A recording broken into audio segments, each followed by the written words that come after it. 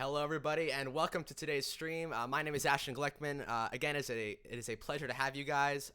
Today, we're going to be discussing the topic of music theory, composition, and as it relates to film scoring in general.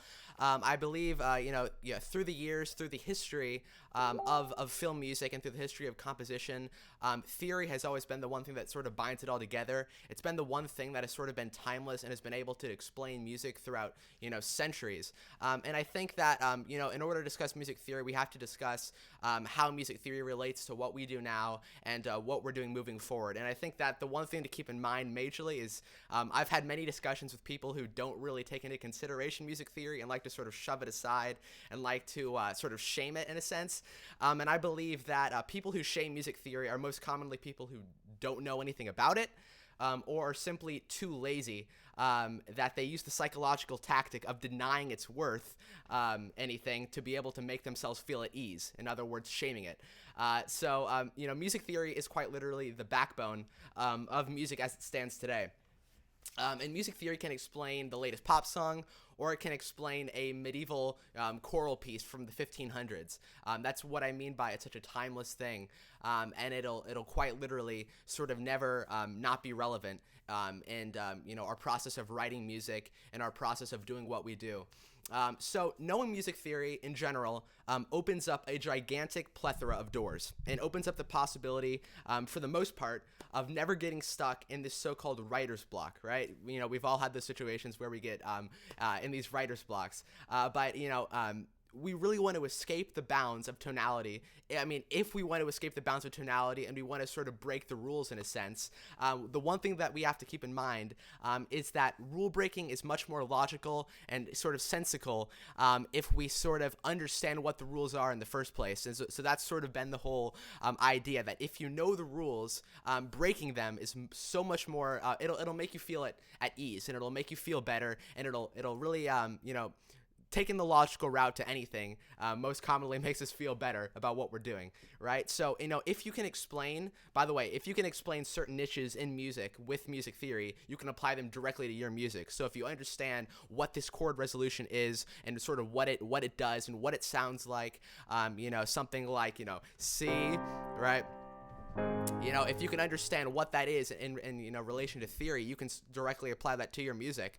If not, you would just sort of try to sound out what sounds right. So it's such an important topic that I really want to discuss with you guys today. And we are going to start all the way from the beginning. We're going to sort of take a look, and we are going to dissect music theory as it relates to film scoring.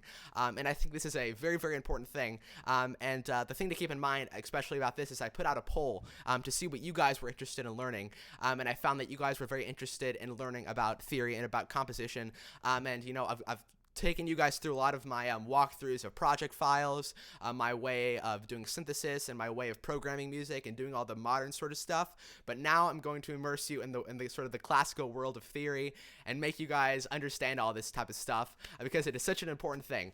So here we go. So. One thing to keep in mind is that, some of the best minds in music to this date, James Horner is one example. He composed the scores for movies like Braveheart, Titanic, some of the most beautiful melodies like,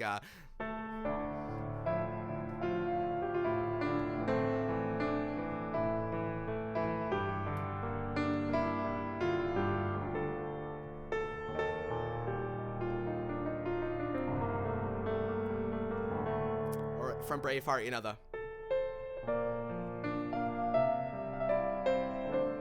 So James Horner was born in California. He studied at the Royal College of Music in London.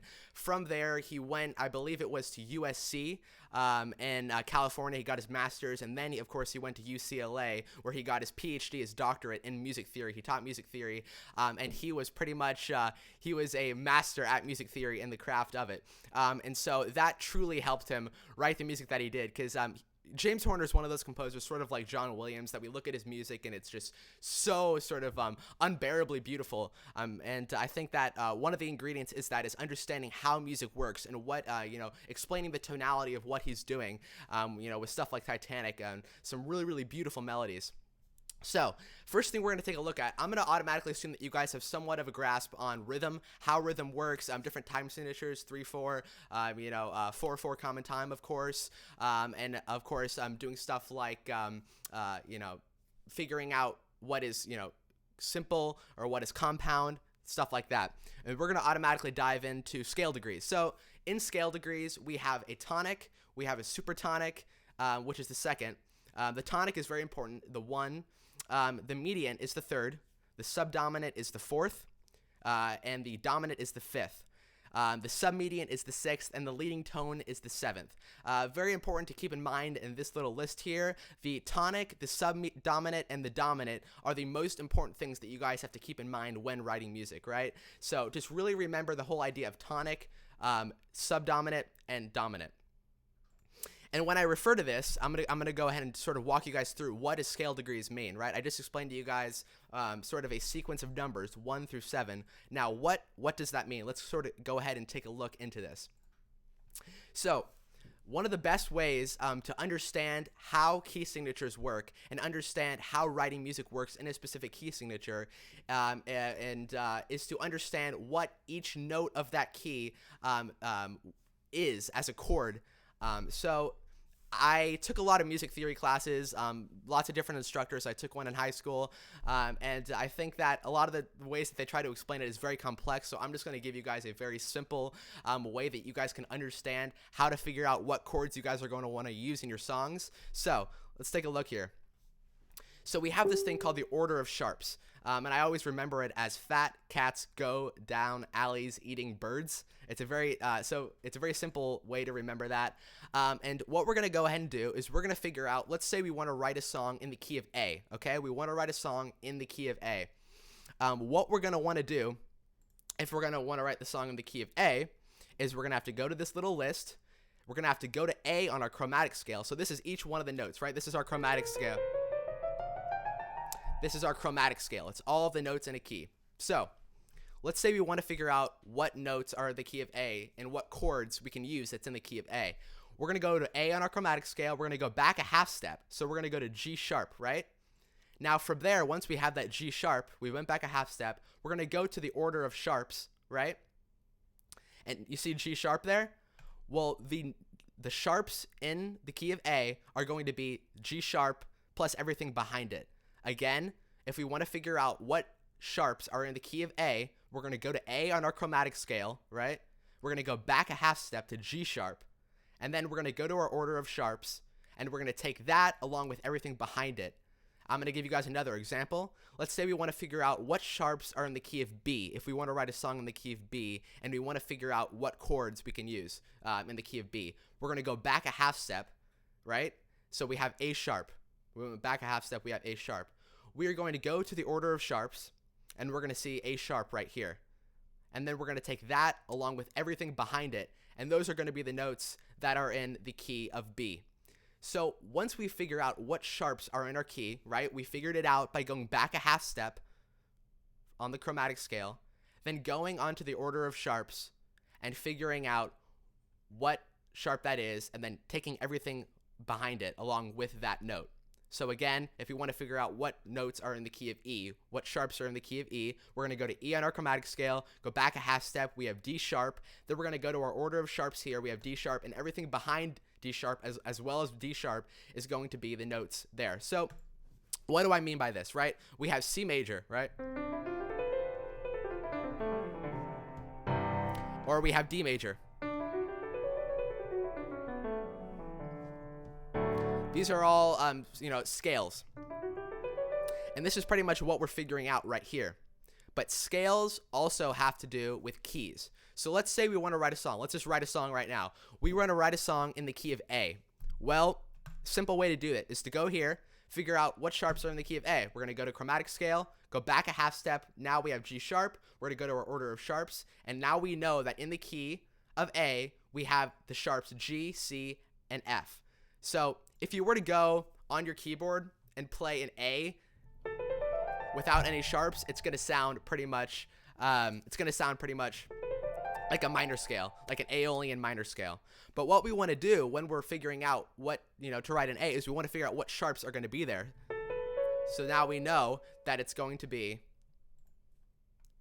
C sharp, F sharp, and G sharp. So now if we play the A scale,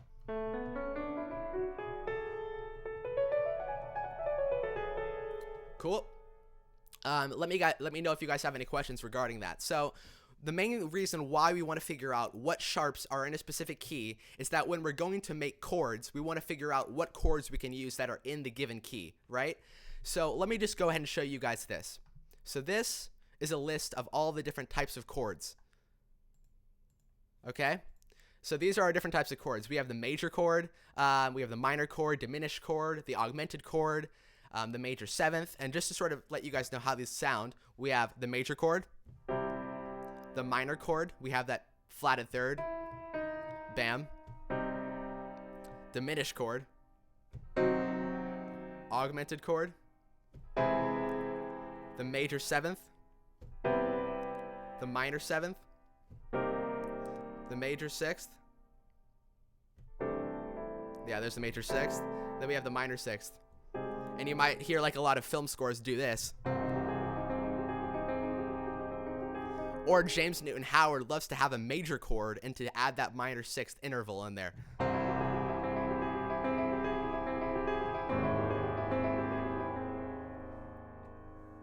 Okay?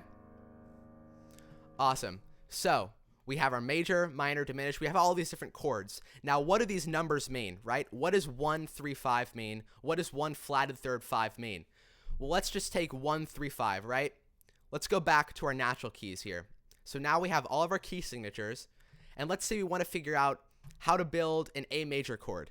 We're going to go to this A here, and we're going to take the 1, the 3, and the 5. So the A, the C sharp, and the E. And now if we have all those notes there, we've just built an A chord, right?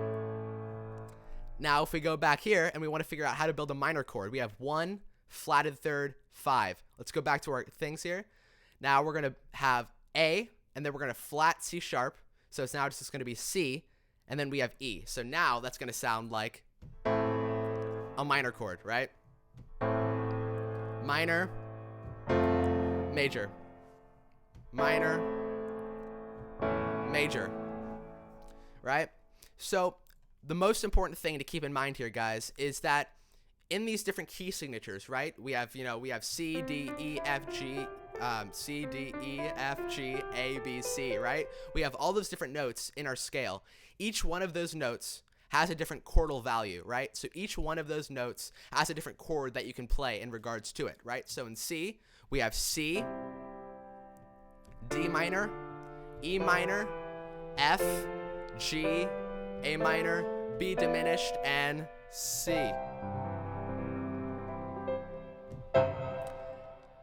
The way to figure that out, guys, the way to figure out what each scale of the key is in regards to its chord is to look at this here, right? We have major, minor, minor, major, major, minor, diminished, major. So this explains what each one of these things is, as a chord. So A is a major chord. B, we're talking about the key of A, by the way. A is a major chord. B is a minor chord. C sharp is a minor chord. D is a major chord. E is a major chord, right? So we're going through this, and we're actually seeing what are all the different chord options that we have in this key, okay? So if we want to write a song in the key of, let's say, A major, we can do A major. We can do D major. See that? It's the fourth one. And we're going to use D major instead of D minor because it has a major thing above it, right? So we have A major. Now we're going to use F sharp minor. Now we're going to use E major.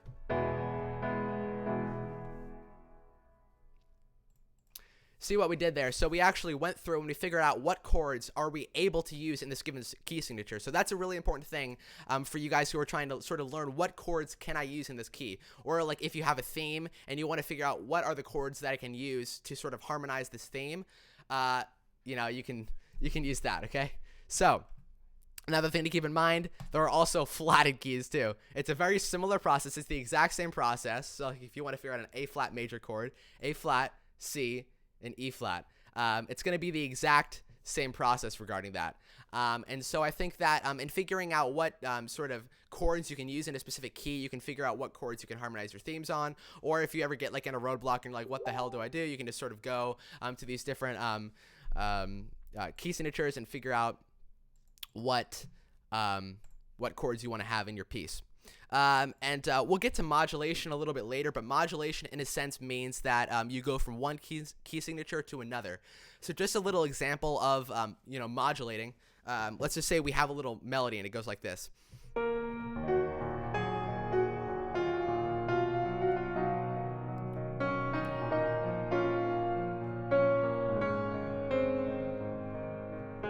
So far we're in one key.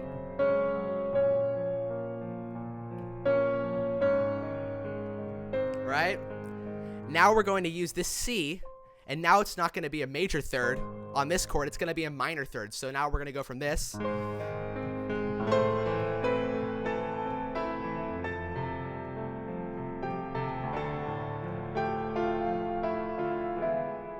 right? So modulating is going from one key to another key. So like, let's say, we're really liking this song. And it's like this, very simple pop progression.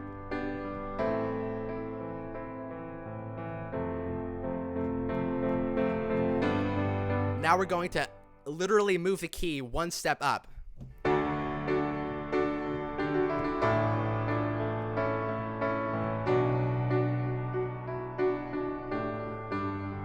Right? So we're literally moving the basis of our song, what we wrote the song in, a whole entire step up. And it's a very simple way to do it with this, because all you have to do is, if you understand how your piece works in regards to this, so if you understand your song is the 1, so the tonic, and then the dominant, which is of course, D in A major, and that's a major, or no, the dominant would be the E. But if you figure out how your piece is sort of works in this little thing right here, you can figure out how to modulate your song, and you can completely change the keys without having to go through, sound out what sounds right. You can actually do it in a logical way by going to this and figuring that out, right? So modulating is a very peculiar thing because it's so different in every single in everything that we do, sort of. Modulating modulating can either make logical sense, so you can use common dominants, or you can do stuff like that, or you can just sort of do it randomly like a lot of pop songs do. So they'll just sort of like go from one key to like and they'll just sort of modulate without preparing. But what a lot of classical composers will do, let's say we want to do something like we're writing a classical piece, like a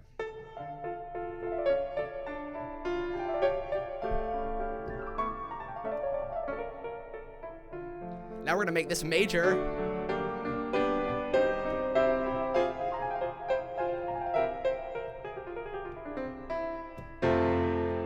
We just modulated. We moved from one key to another so let's say we're like in the key of what I just did there. I'm going to explain that right now, right? Let's say we're in the key of D major.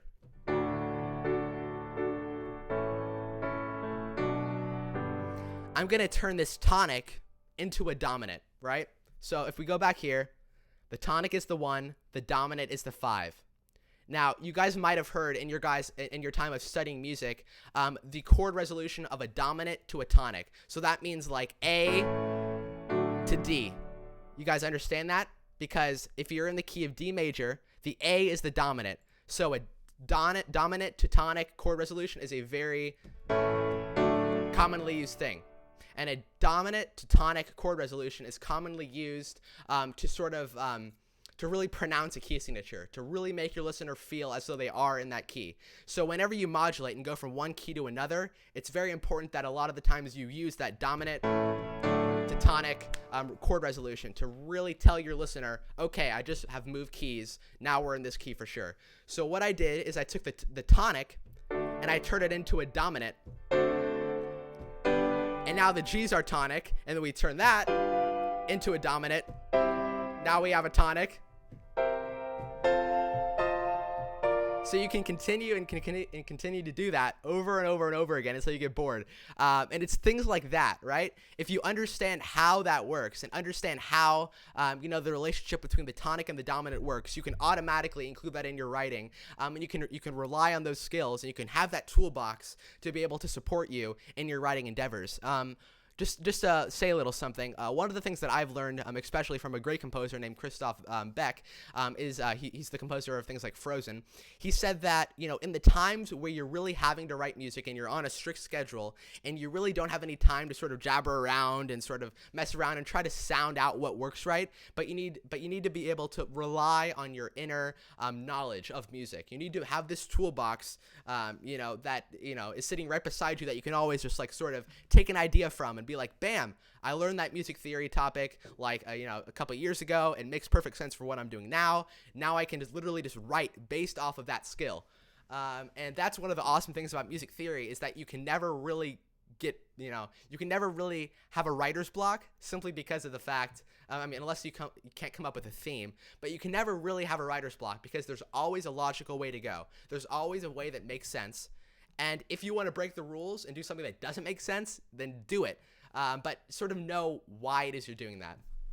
So another thing that I want to talk to you guys about is let's go through and let's sort of take a look at this chat and what's been going on here. Does Prism come with complete? Not sure. Let's see. Thank you so much. Thank you guys for joining me. Hope Daniel James doesn't watch this. Yeah, Daniel James is pretty opposed to theory. I don't know if he's one of the guys that opposes theory because he doesn't know it, or opposes theory because he doesn't want to learn. I don't think so. He's an awesome guy. I don't think so. But without music theory, you can't really compose that much. Yeah, you're always going to be going to the exact same things. If you don't learn music theory, you're literally going to be going to the exact same things all the time. And you're not really going to be able to compose that really awesome John Williams-y stuff like...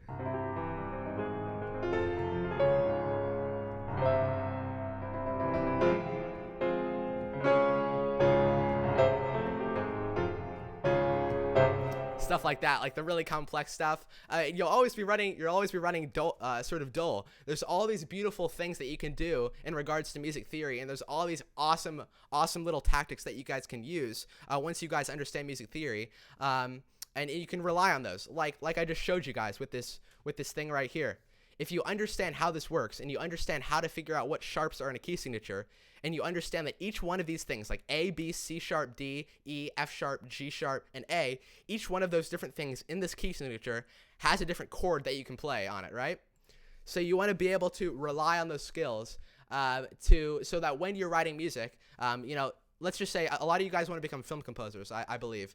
Let's say you got hired for a project tomorrow, and you sit down, you're like, well, shit, I have no idea what to do. Really cool thing that you guys can do is start figuring out all these different cool chord resolutions like this. Or, like sort of like what James Newton Howard does, is he has this major and uses that. So understand what that is and how it works in regards to music theory. So this is going from the major chord to the minor sixth major chord, right? That's very commonly used in like epic music, like it's going to that minor sixth major chord. So if you understand how these things work, guys, you're never going to run into roadblocks. You'll automatically know that this chord resolution creates this sound, and then you can stack this on top of each other, and you can use a topic, you can use the idea of harmonic relativity. Harmonic relativity is actually introduced by my good friend and mentor, J.J. Berthume, and this pretty much states that in these chord resolutions, if you figure out the interval between these chords, like this one is a minor sixth, right? So we have a 1, 2, 3, 4, 5, 6. If you figure out those intervals, you can literally write down that interval, and you can create these chord sequences based off of your knowledge of intervals and how they relate to the chords used in them. So harmonic relativity is an awesome way if you ever run out of ideas. So he's pretty much a genius for coming up with that whole idea. Let me go and take a look. This chat is busy. Hope you guys are having a good day, by the way. Let's see. It's Saturday Music Theory, condensed. Okay. We're going to talk about Gregorian modes like the Dorian, Phrygian. Okay, so this is some really complex stuff because the different modes, I'm not going to really get into those today, but the modes are a very interesting and peculiar thing in a sense that each one of these different scale degrees that we just talked about, or in D, each one of these things has a different mode. Each one of these things has a different mode that works with each one of these scale degrees. So for example, in C major, this is the Ionian. This is the Dorian. This is the Phrygian, Lydian, Mixolydian, Aeolian. So these are the types of things that people would use to write music back in the medieval era, right? So this is even before Baroque music, like Bach, for example, when Bach said, wait, we really only want to focus on the first one and the sixth one. And the first one is the major, and the sixth one is the Aeolian, the minor.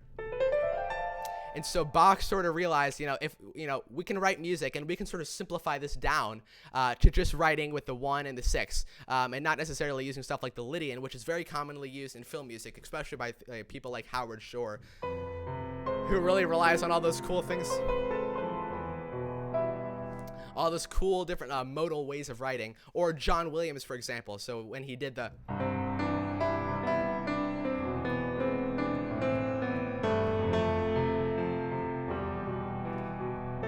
So this is a Lydian. Wait for this. Ready?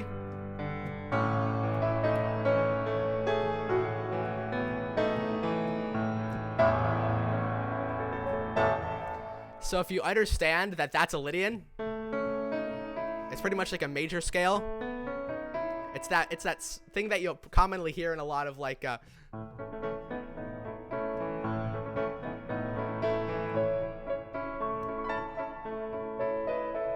lot of music like that. And if you understand how that Lydian sounds, you can always apply that to your music, or along with every single other one of the modes. Like the second one is very commonly used in Irish type music. So if you actually learn the modes and take a second to look at the modes and how those work in relation to music, it'll help you a whole lot understand all this stuff.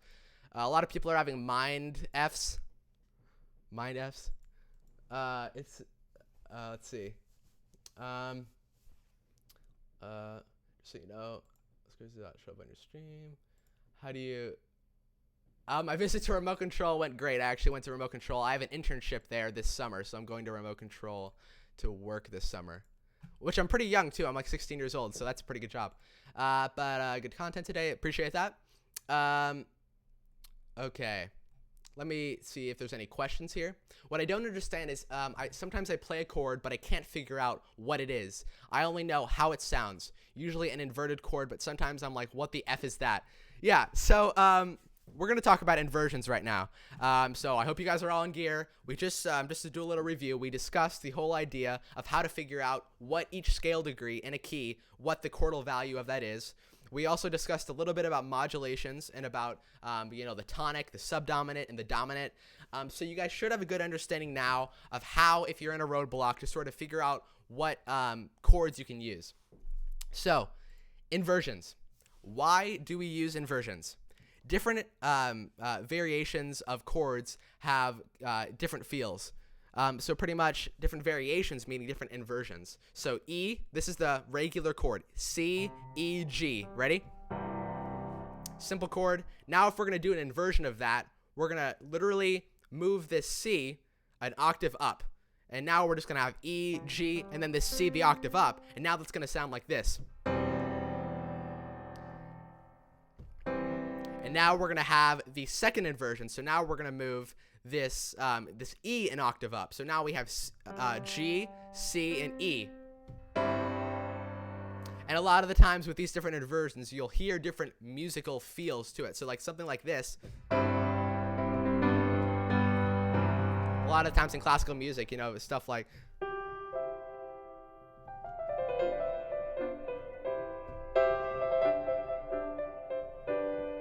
or sometimes a lot of different classical music will use different inversions of the donic to the tonic chord resolution that we were talking about to add variation to what's going on. So like,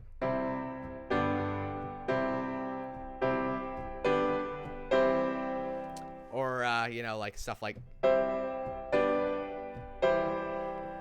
So pretty much creating inversions creates a different sound. Another reason why we want to go ahead and use inversions of chords. If you want to end your piece on, let's just say, a C, right? If your song is in the key of C and you want to end your song on a C, so like something like this, and you don't want to do like, you just want to have that C as that note. If we only use, guys, if we only use the root positions of chords like this,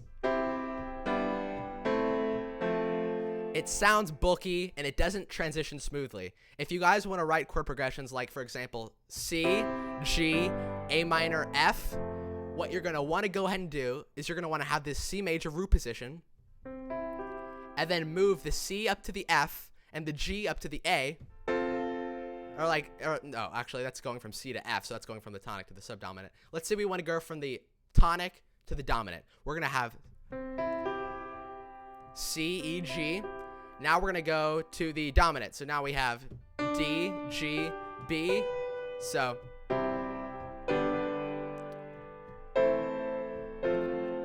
we're sort of, the whole idea with inversions, guys, is we want to move the least amount of notes to get to the next chord. We want to move the least amount of notes to get to the next chord without sacrificing the notes in that chord, okay? So if we want to get from G to E minor, all we're going to do is move this D to E, right? We're not going to move our whole entire chord like this. We're going to do G, then we're just going to move this E. Like, that makes much more logical sense, and it really transitions smoothly and makes more sense. So, yeah, like Sean Brittle said, inversions for voice leading, inversions are voice leading. So voice leading pretty much means that you're wanting to get from chord to chord to chord,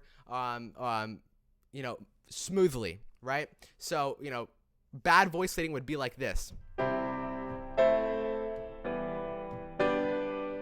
That's bad voice leading. So you're going to want to do it.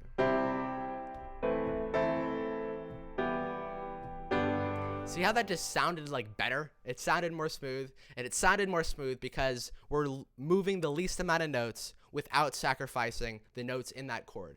So that's just a little idea of inversions. Now, the best reason to do chord inversions is chord resolutions making more logical sense, like I just described. You want to get to the next chord without moving the least amount of your notes. Okay. So these are the different inversions, like I just described to you. This is the root chord, so C, E, G. The first inversion is E, G, and C. The second inversion is G, C, and E. So as you guys see, each one of these inversions have the exact same notes in them. They're just starting on a different note. So this is the root chord, first inversion, second inversion, and bam. So let's say you're writing a film music piece, and, let's say we're just having a chord progression like this.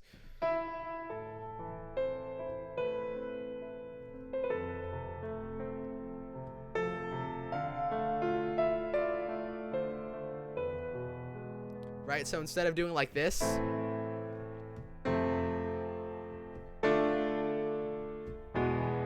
we're going to move the least amount of notes, and we're going to make it sound very smooth like this.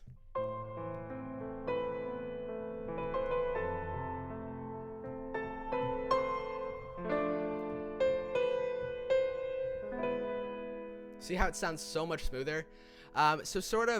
When you guys have a chord progression, take a moment, relax a little bit, figure out what's the best way to use voice leading to make this chord progression feel more logical, make more sense, and use good voice leading. So let me go ahead and take a look at what's going on here. Can you repeat all of that? I'm behind. Let's see. Let's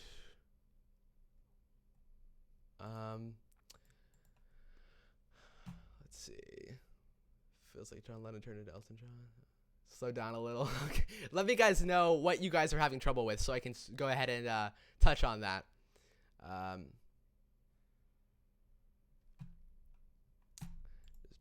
Let's see. Boom. I have a question. When you do your compositions, for example, your epic pieces, do you still write the score of it, or just when it's needed? So I only write the score of a piece, first of all, if it's an incredibly complex piece of music. If it's a piece of music that has tons and tons and tons of really complex things that sort of make the piece. Like, for example, my symphony that I'm writing right now. This is going to be like a 150-page score because the fact that I'm not going to be able to program all of this because of all the different very specific things that are going on in this. So I'm definitely not going to be notating this thing. So that's one of the reasons. Another reason why I would, of course, write things in sheet music is if it was being played by a real orchestra. I'm personally one of the people that don't really like relying on orchestrators to do it for me. I want to be doing it myself because I love doing it. It's a fun thing to do. I like writing in full score. It's a good little break from doing all of this stuff, which I still love doing. It's an awesome thing, but I do love doing the full score stuff. So fantastic question. Let's see. It's probably, yeah. Let's see. I have a question. Oh, that was the last one. Okay, so next thing that I want to go and touch on is themes. So guys, themes are so incredibly important. As you guys know, themes in films can describe a location.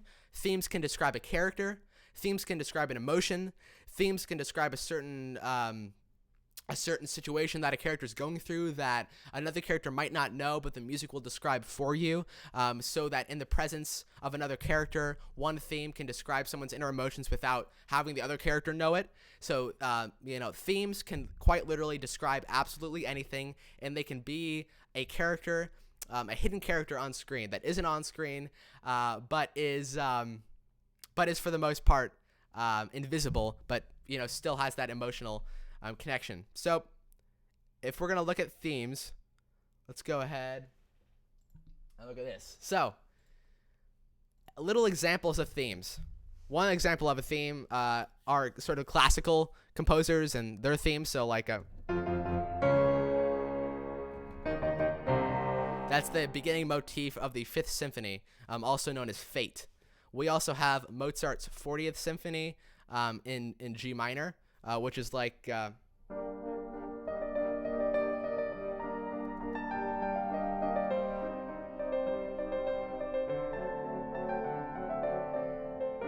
you guys might have heard of that. One moment, this Sibelius has the note input on. Crap. So the 40th Symphony is a very well-known theme. Another thing that we know is Beethoven's Moonlight Sonata. So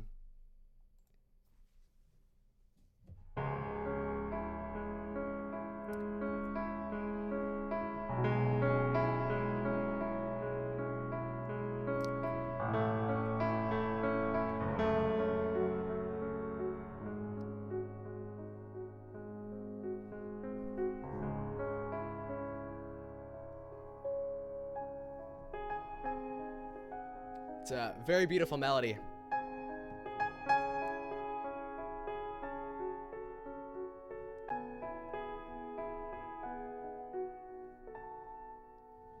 And so, that's a motif. And so in classical music, that follows a certain form called sonata form, which you start out with the theme in a very simplistic way that really showcases the theme. And then later you sort of bring it into a much more complex way.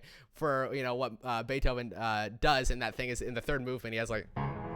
He does the whole really complex thing where it's like, and so, yeah, he does that. Another good example of a theme in classical music is Beethoven's 7th Symphony, the second movement, Allegretto.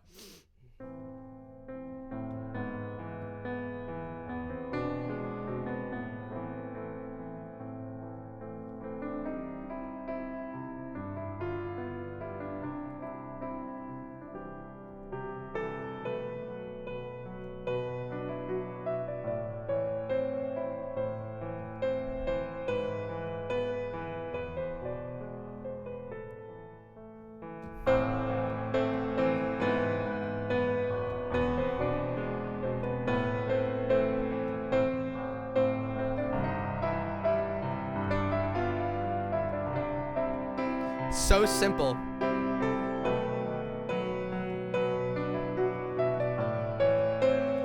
It's so simple, but it has such an emotional impact on people.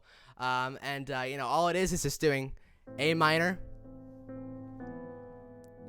And this, by the way, is the first inversion of the E major chord, and it has a completely different sound if we were gonna do the root of the chord. So like something like this. It has a totally different sound, right? So if I do something like this,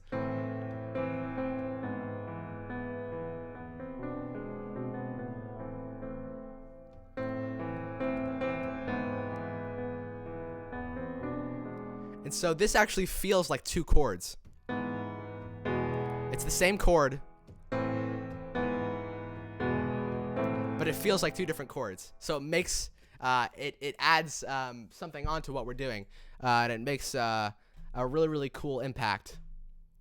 Other themes. So, as you guys know, Harry Potter, one of the themes is the Leaving Hogwarts theme.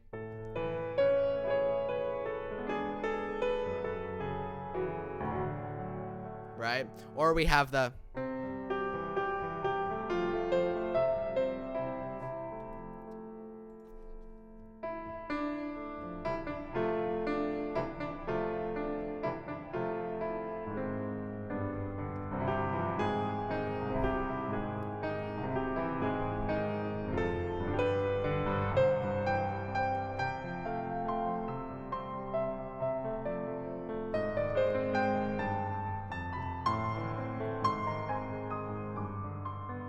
so that's like the another theme from Harry's Wondrous World.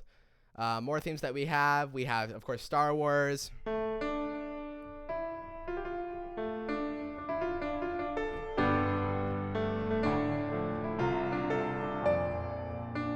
Star Trek, or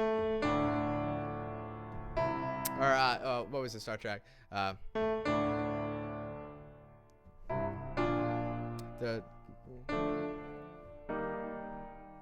So oh shit, the Star Trek thing. The Star Trek, I believe it was.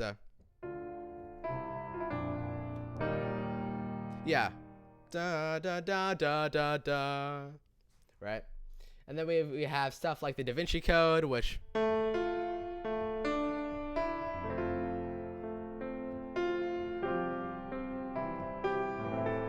Or we have Gladiator, which is a very moving one.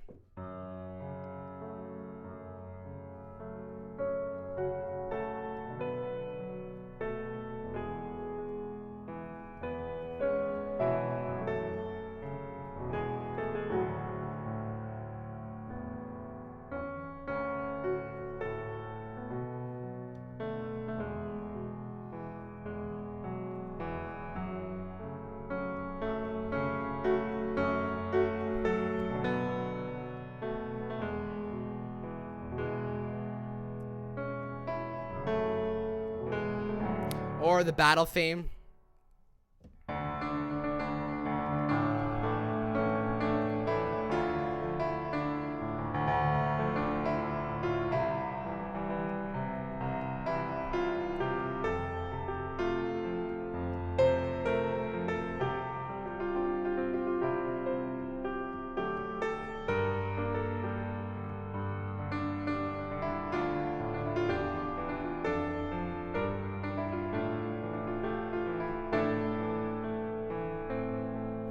So that's the battle theme.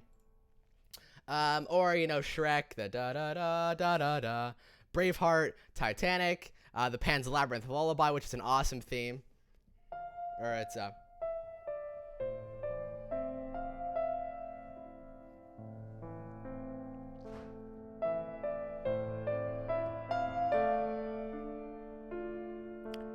incredibly simple.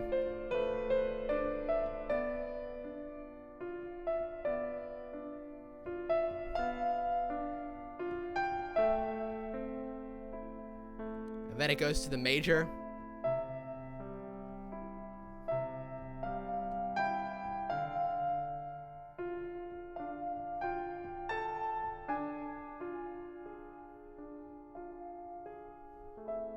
So it's very simple, Downton Abbey.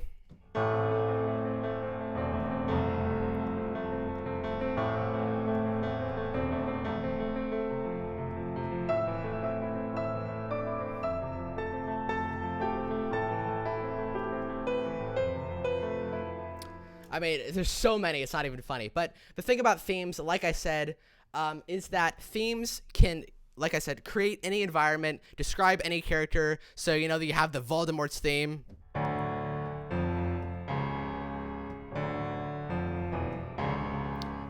You know, you have the love theme in Braveheart.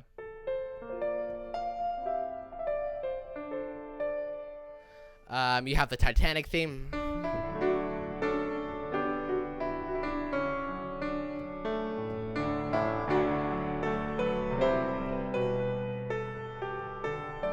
And that keeps with you the whole entire movie. It's so moving.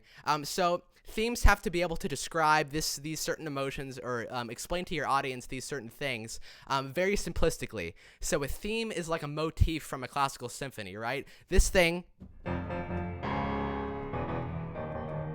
is very simple. It's a very simple little motif, but it's so puncturing. But the hard thing about these themes is that once you've come up with a theme, it's hard to actually develop the theme. So it's easy to have a theme like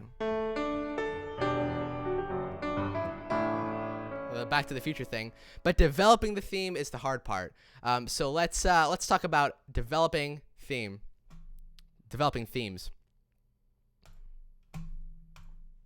Oh, by the way,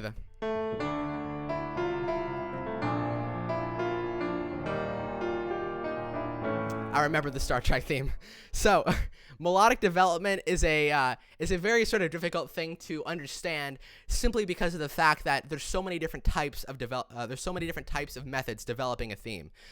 So, human beings most commonly have the talent and have the availability to be able to sit down and to sort of be inspired by what's on screen, and to automatically get sent messages that say, hey, if you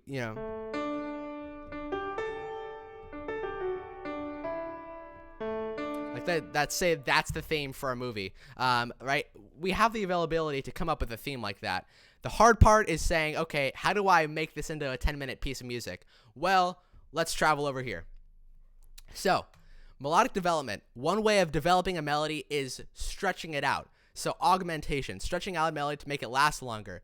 One of the ways that I did that in my symphony is that, let's just say I have a melody like,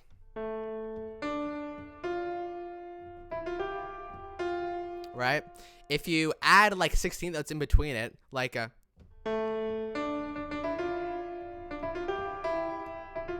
like if you add 16th notes to it and you sort of make it longer, or you actually double the value of the notes, like let's go to a full score thing here. Let's just go to a little section that doesn't have anything. So let's say we have a melody, right?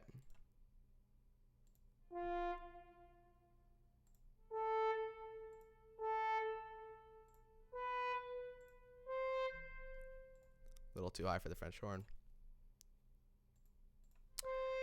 Right? But there's our melody.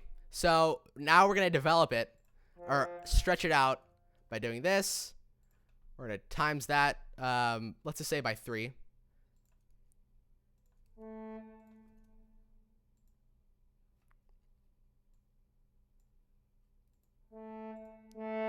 So now we've taken this note and we have tripled its duration, and we'll triple that again.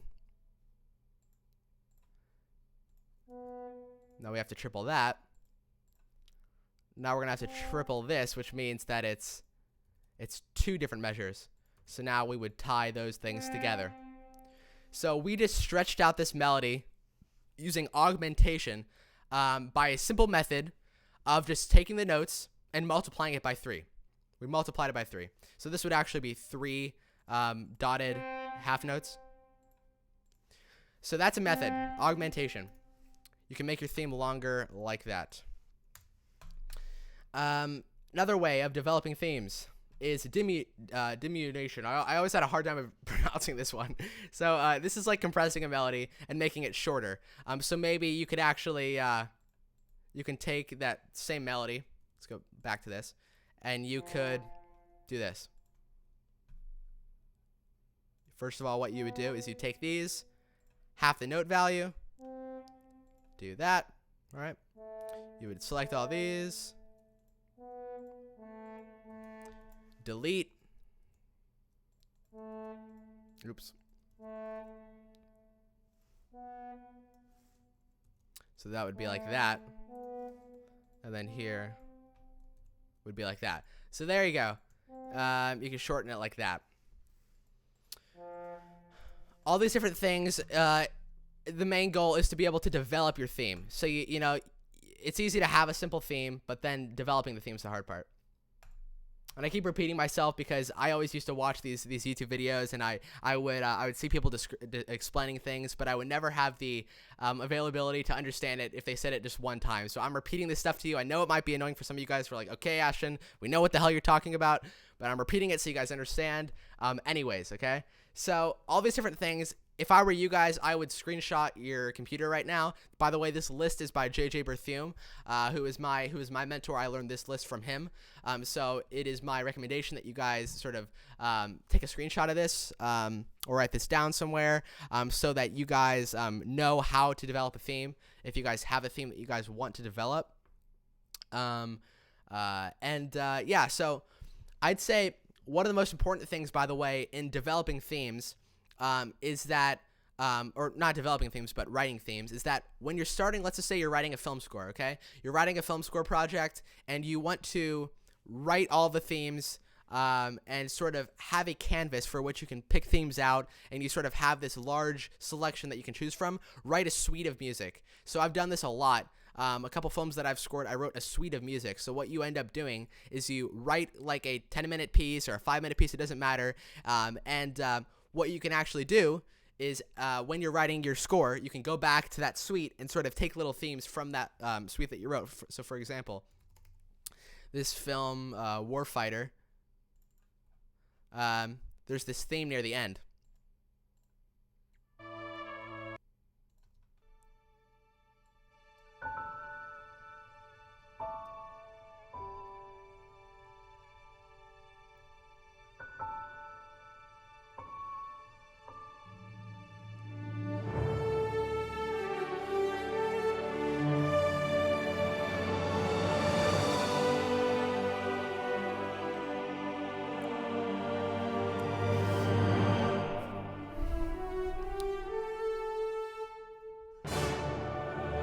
So it's a totally simple thing.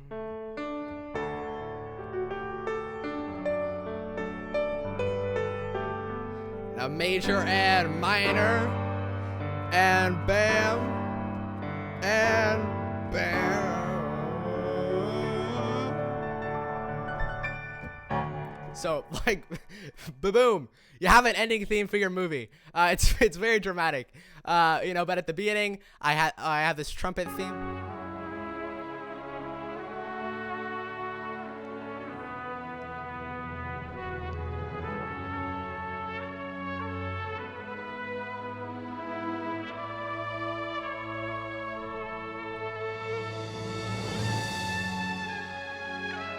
Right, so different themes like that, or there's this theme.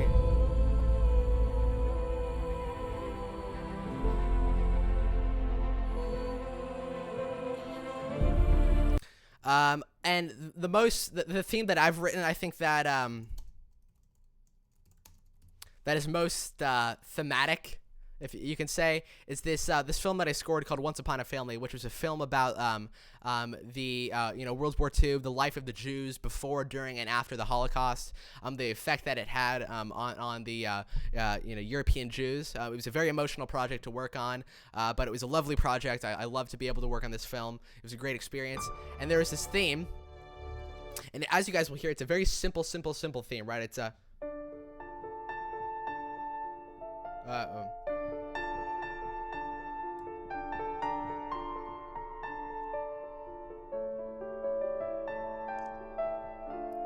So, then the other part of the theme is the.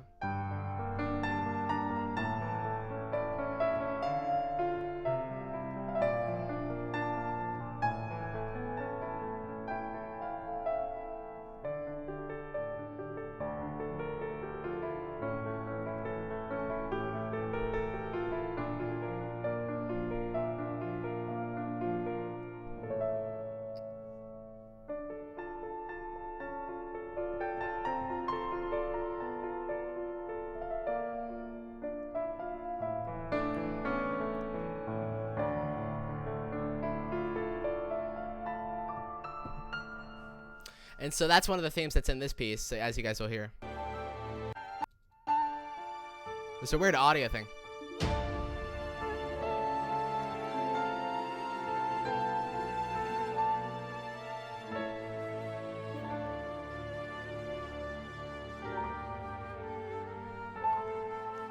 So even that, like da da da da da da da da da da da da da da da da. That's a theme. So throughout that project, I always had those themes to sort of rely on. When I'm writing music, I could sort of have that that plethora of themes that I wrote that I can use. Repeating is good unless you're a cellist playing Pachelbel's canon. Yeah,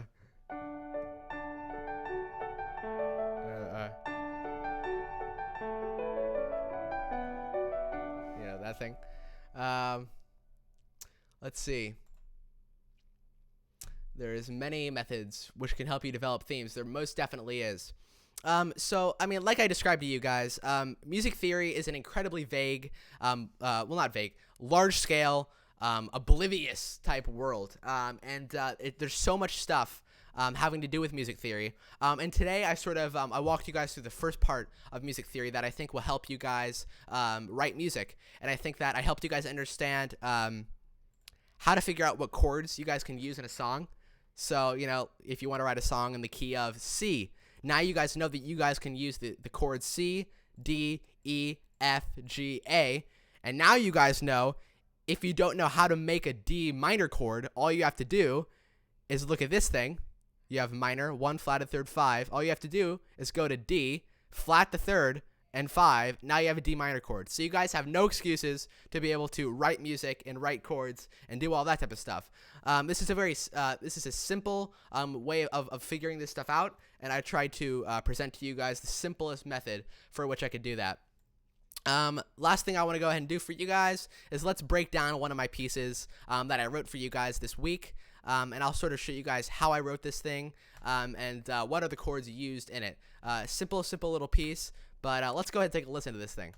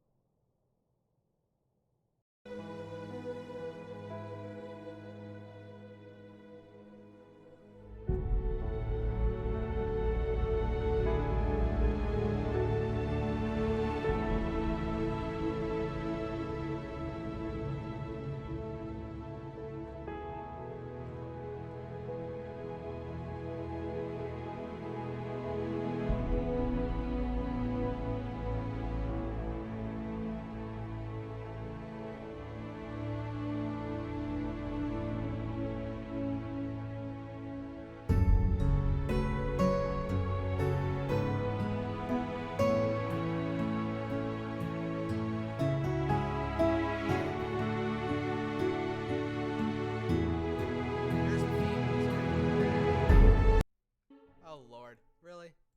Damn it.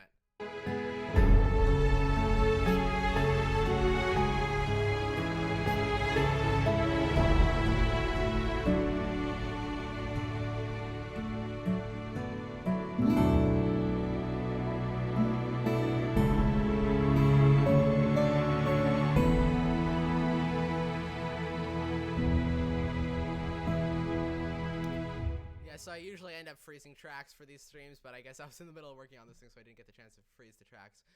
But anyway, so yeah, what we had going on there is we started very simplistically. We just had an A chord, right?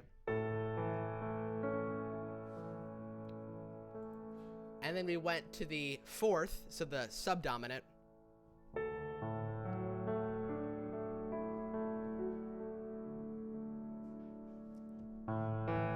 Back to the tonic.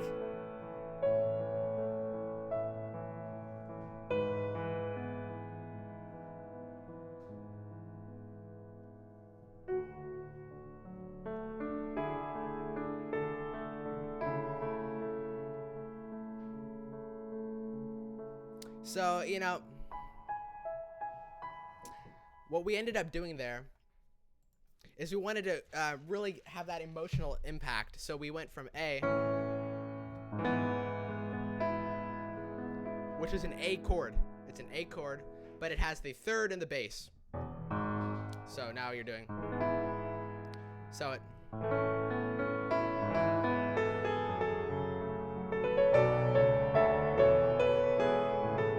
So when you have the third and the bass, and you actually have that first inversion chord with the has that feel. So we actually went subdominant,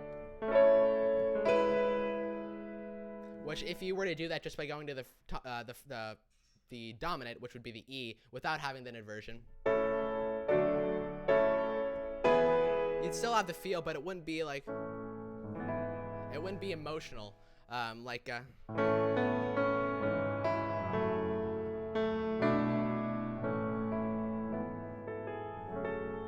right? So the beginning is very, very simple. All we really have is the tonic, the subdominant, the tonic, and the dominant. What we do later is that we do the Lydian. So like I said, the Lydian is having that sharp fourth.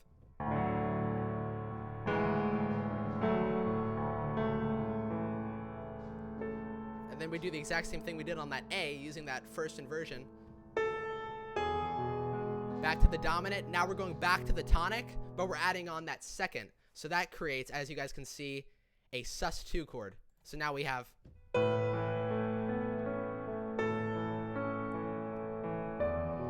Now back to the subdominant. And now this next part is interesting in a sense that we use the.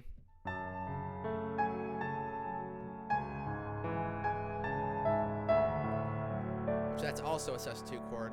But what we do, since we're in the key of A,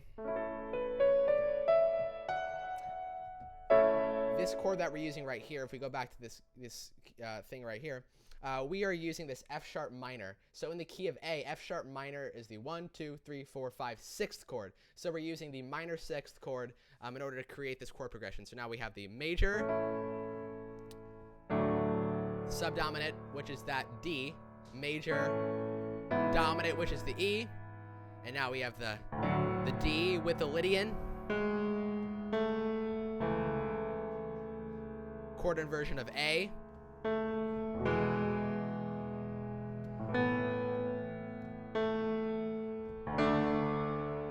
now we're doing the minor 6th, and this is actually going to be the 3rd, so this is C sharp minor. Back to the 4th. And this right here is a very interesting thing. This is like a 1, 2, and 4. And then this is again the tonic with the 3rd of the bass. Sus4. So sus4s are an awesome thing to use because, like, you know, if you're writing like I did at the beginning of the stream, a very beautiful melody, something in a sense of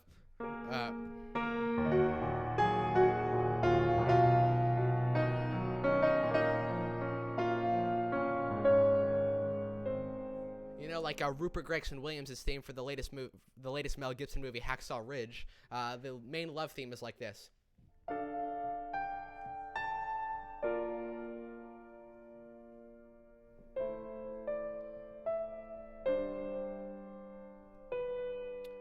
You know, so this is the minor, you know, to that minor 6th interval major chord, down to that dominant minor, to that G sus4, right? So that's a very beautiful thing to do. Another cool thing that I actually saw recently was the main theme for Fantastic Beasts and Where to Find Them. That sort of went like this.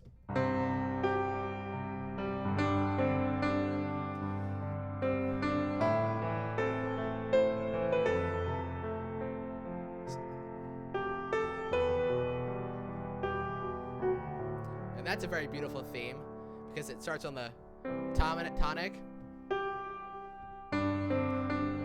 to the dominant to the minor sixth, and then it walks down to the third of that subdominant chord, and it's very beautiful. But like I said, so this is a very simple tune. We start out, all we really use is the tonic. We use the subdominant, tonic, dominant. So as you guys can see, this whole entire song was in the boundaries of what we discussed here. So the whole goal of this thing was to sort of show you guys what you guys can do with the knowledge that I showed you guys today. This would be an awesome time for all of the last minute questions before I say farewell to all of you fantastic people. Ashton needs to switch to Reaper. No. Reaper. I tried to switch to Cubase, but that didn't totally work. Head hurts trying to deal with humor. I'm gonna stick my PC gear to Crossroads at midnight and take this easy road to success. I could do with only getting 10 years of success. Don't use my soul anyways. Dominant and subs. When did this turn from music theory to beat? Okay. Yeah. Alrighty. Awesome. Well, anyways, I hope that helped you guys out. In our next theory sort of overview lesson type thing, we're going to dive into the circle of fifths, what that really means, relative minor keys. We might also take a look at modulating a little bit more in depth, look at how to modulate, the different ways of modulating. Best thing for you guys would be to help me go ahead and let me know what it is you guys are looking to learn, and I'll help you guys out. Hey, Ash, do you use a click in writing these flowing pieces? Yes. So if I go ahead and play this piano track again, which is Alicia's keys, I love it.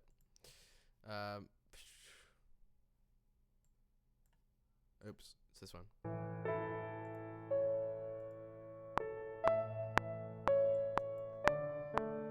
It has a flow.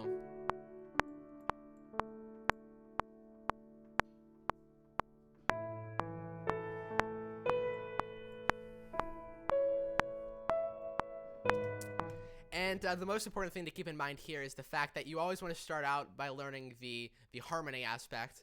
So learn about how to, use chords and how to create melodies and how to prolong the melodies and, of course, melodic development. And then you want to move on to counterpoint. And counterpoint is the complex thing of making multiple different things work on top of each other, contrapuntally, melodically, rhythmically, all those types of things. So making that all work together. And then from there, you want to go into orchestration. So don't start out with orchestration. It's a very tempting thing to do. It's what I even did, but I got away with it, luckily. Always start out just by learning the foundation of that stuff, and then from there start building up. Do the counterpoint part. Learn how to have very complex things. Look at some scores and figure all that stuff out, and then move on to how do I create a beautiful melody using instrumentation. So, for example,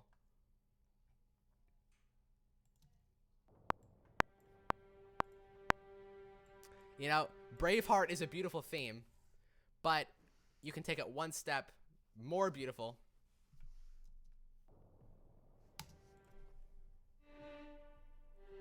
If you do this, if you do the proper instrumentation.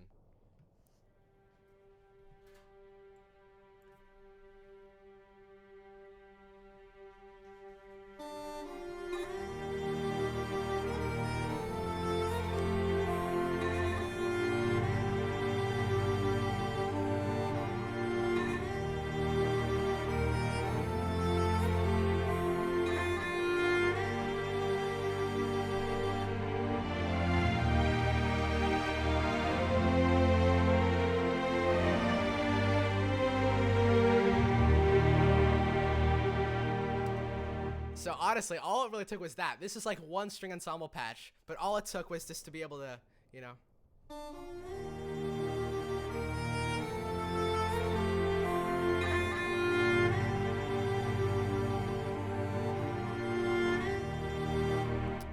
So that is the instrumentation of that.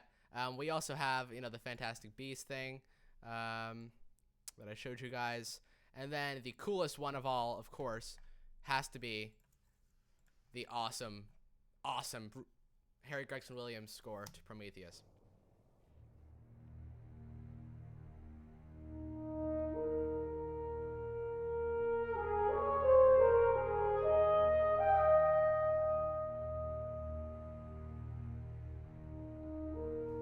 Right? So that's a very simple little theme. And then, of course, like I said, the theme to this.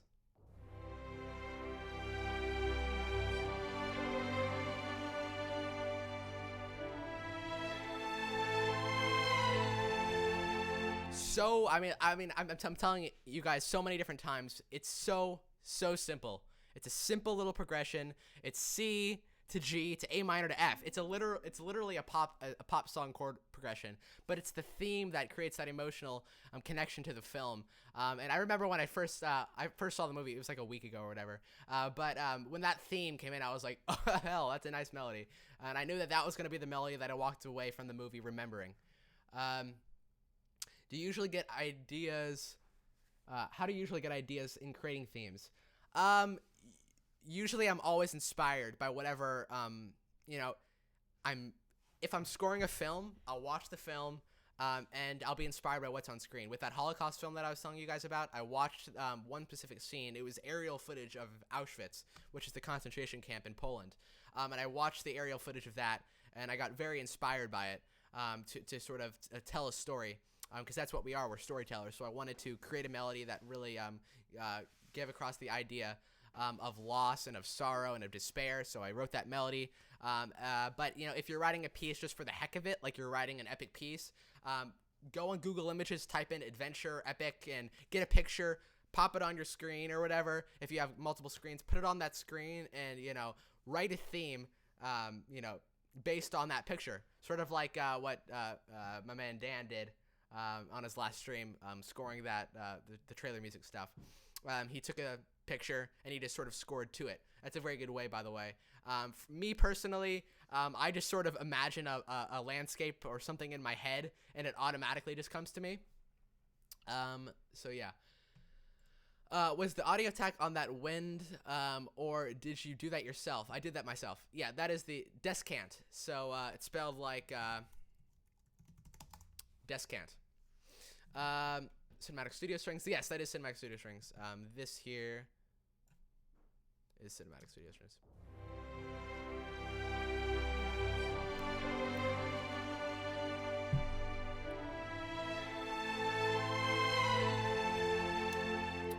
That is that. Let's see.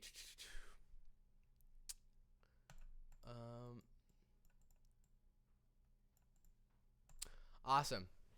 But anyways, so this is just that's a little sneak peek into themes. Themes is a very it's a very personal subject, simply because of the fact that themes are just, you know, completely different for everyone, and themes come to us different ways at different times for certain reasons, in certain situations. And so it's you know, themes can also come in a specific instrumentation. They can come in a different, you know, rhythmic way. You can have multiple variations of the theme that you've sort of thought of. And it's a very different thing for everyone. But if you understand different methods on how to get inspired to write themes, or different methods on how to expand themes and develop themes, melodic development, of course, it will most definitely help you. Let's see.